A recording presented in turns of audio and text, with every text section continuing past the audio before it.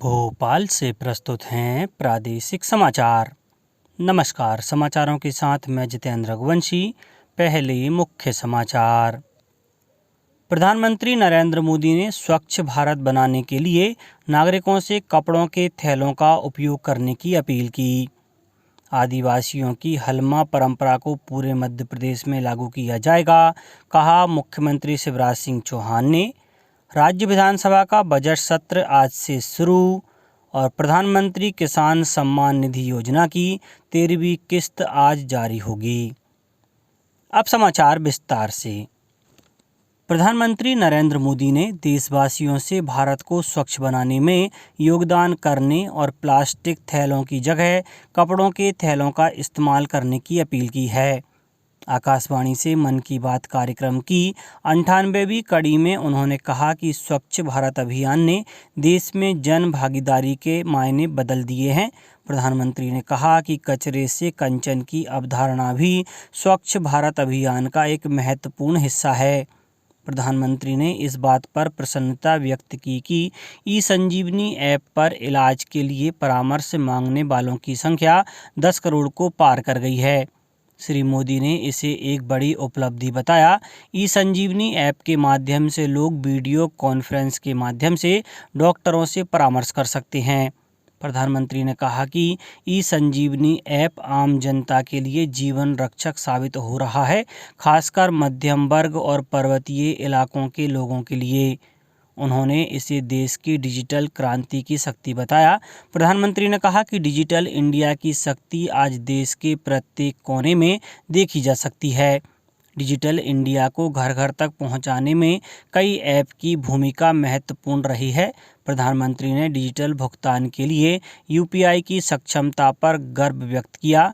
उन्होंने कहा कि अब कई देश इसे अपना रहे हैं। मुख्यमंत्री शिवराज सिंह चौहान ने कहा है कि हलमा आदिवासी की परंपरा दुनिया को ग्लोबल वार्मिंग से बचा सकती है। हलमा की इस परंपरा को पूरे मध्य प्रदेश में लागू किया जाएगा। श्री चौहान ने कहा कि मुख्यमंत्री लाडली बहना योजना के तहत 10 जून से बहनों के खातों में पैसे आना शुरू हो जाएंगे। मुख्यमंत्री शिवराज सिंह चौहान ने यह बात झाबुआ जिले के ग्राम गोपालपुरा में आयोजित 2 दिवसीय हलमा एवं शासन की विकास यात्रा के समापन अवसर पर कही। उन्होंने कहा कि विकास यात्रा के बाद 27 फरवरी से 17 मार्च तक झाबुआ अलीराजपुर जिले के गांवों में शिविर लगाए जाएंगे। इन शिविरों में बंटवारा, नामांतरण, नक्शे की त्रुटि सुधार जैसे कई कार्य किए जाएंगे। उन्होंने बताया कि वन उपज को तोड़ने का अधिकार भी ग्राम सभा को दिया जा रहा है। मुख्यमंत्री श्री चौहान ने विकास यात्रा के समापन पर विभिन्न योजनाओं के हितग्राहियों को हित लाभ प्रदान किया। साथ ही 26 करोड़ 17 लाख रुपए की लागत के 45 विकास कार्यों का लोकार्पण और 245 करोड़ 79 लाख रुपए लागत के विभिन्न निर्माण कार्यों का भूमि पूजन भी किया। केंद्रीय स्वास्थ्य और परिवार कल्याण मंत्री मनसुख मांडविया ने कहा है कि भारतीय फार्मा उद्योग में उच्च गुणवत्ता और वैश्विक मानकों का पालन सुनिश्चित किया जा रहा है। हैदराबाद में 2 दिन के चिंतन शिविर का उद्घाटन करते हुए उन्होंने कहा कि केंद्र और राज्य सरकारें, निजी क्षेत्र और विभिन्न एजेंसियां फार्मा उद्योग में उच्च गुणवत्ता और विनिर्माण प्रक्रिया में विश्व मानक सुनिश्चित कर रही हैं।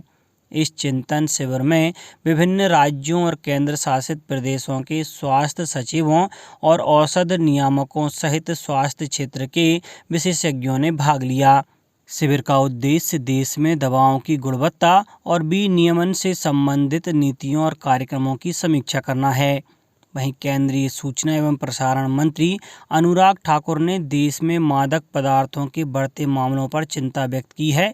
उन्होंने कहा कि फिटनेस पर सबको ध्यान देना चाहिए, नशा करने वालों को समाज की मुख्य धारा में शामिल करना चाहिए और लोगों को नशे से दूर करना चाहिए। श्री ठाकुर ने कहा कि आयुर्वेद और अन्य पारंपरिक तरीकों से कई समस्याओं का समाधान किया जा सकता है और ध्यान इनमें से एक है। उन्होंने कहा कि ध्यान से स्वास्थ्य, खुशी और शक्ति मिलती है। राज्य विधानसभा का बजट सत्र आज से शुरू होगा। 27 मार्च तक चलने वाले इस सत्र के दौरान 11 बैठकें होंगी। सत्र में 5 विभागों के 8 विधेयक संभावित हैं, जिनमें वित्त विभाग के 3, नगरीय विकास एवं आवास के 2, औद्योगिक नीति एवं निवेश प्रोत्साहन, उच्च शिक्षा और सूक्ष्म लघु एवं मध्यम विभाग का एक विधेयक शामिल है। मुख्यमंत्री शिवराज सिंह चौहान ने कहा कि राज्य शासन द्वारा प्रस्तुत किए जाने वाला बजट आत्मनिर्भर मध्य प्रदेश के निर्माण को आगे बढ़ाने वाला बजट होगा। प्रधानमंत्री नरेंद्र मोदी आज कर्नाटक के बेलगावी में प्रधानमंत्री किसान सम्मान निधि योजना की 13वीं किस्त जारी करेंगे। इसके साथ ही योजना के अंतर्गत 8 करोड़ से अधिक किसानों के बैंक खातों में 16,800 करोड़ रुपए सीधे जमा हो जाएंगे। कृषि और किसान कल्याण मंत्रालय ने कहा कि देश के किसानों के सहयोग और उनके बेहतर जीवन के लिए मदद जारी रखने को लेकर सरकार प्रतिबद्ध है। श्री मोदी ने यह योजना वर्ष 2019 में आरंभ की थी। इस योजना के अंतर्गत प्रति वर्ष किसानों के खाते में 6,000 रुपये दिए जाते हैं। यह राशि 2,000 रुपये की 3 किस्तों में चुकाई जाती है। अग्निवीरों की भर्ती प्रक्रिया में हुए परिवर्तन की जानकारी भोपाल में साझा की गई।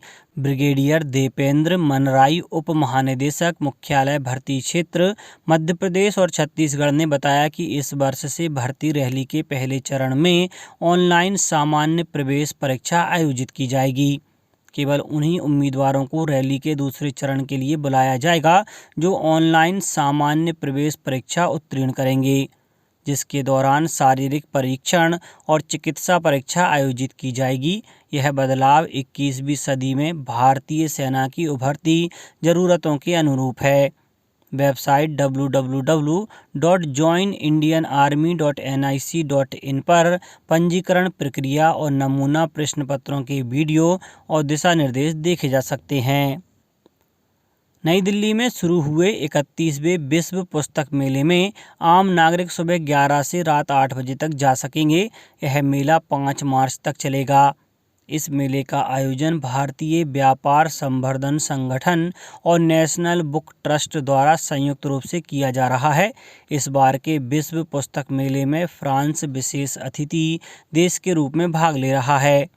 किताबों के इस उत्सव में दुनिया भर के अन्य देशों के अलावा G20 देशों की किताबें, साहित्य और संस्कृति को प्रदर्शित किया जा रहा है।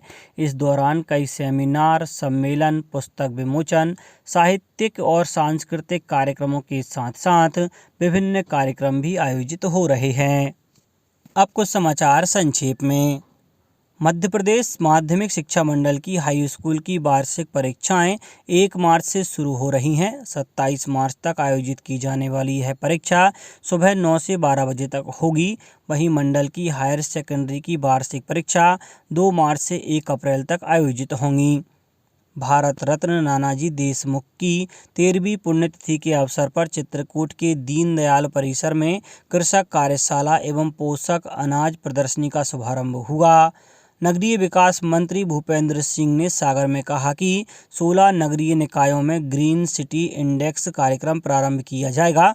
गुना कलेक्टर ने रेत के अवैध परिवहन के 4 अलग अलग प्रकरणों में 1,26,000 से अधिक का जुर्माना लगाया। देवास में अंतर्राष्ट्रीय मोटा अनाज वर्ष के तहत कर्मचारी राज्य बीमा सेवाएं द्वारा मोटा अनाज व्यंजन प्रतियोगिता का आयोजन किया जा रहा है। प्रतियोगिता 3 मार्च को आयोजित की गई है। और गुना कलेक्टर की अध्यक्षता में समय सीमा बैठक का आयोजन आज सुबह 11 बजे से किया जाएगा। बैठक में संबंधित अधिकारियों को उपस्थित रहने हेतु निर्देशित किया गया है। अंत में मुख्य समाचार एक बार फिर। प्रधानमंत्री नरेंद्र मोदी ने स्वच्छ भारत बनाने के लिए नागरिकों से कपड़ों के थैलों का उपयोग करने की अपील की। आदिवासियों की हलमा परंपरा को पूरे मध्य प्रदेश में लागू किया जाएगा, कहा मुख्यमंत्री शिवराज सिंह चौहान ने। राज्य विधानसभा का बजट सत्र आज से शुरू। और प्रधानमंत्री किसान सम्मान निधि योजना की 13वीं किस्त आज जारी होगी। इस बुलेटिन में इतना ही। घर पर रहिए, सुरक्षित रहिए और सुनते रहिए प्रादेशिक समाचार। नमस्कार।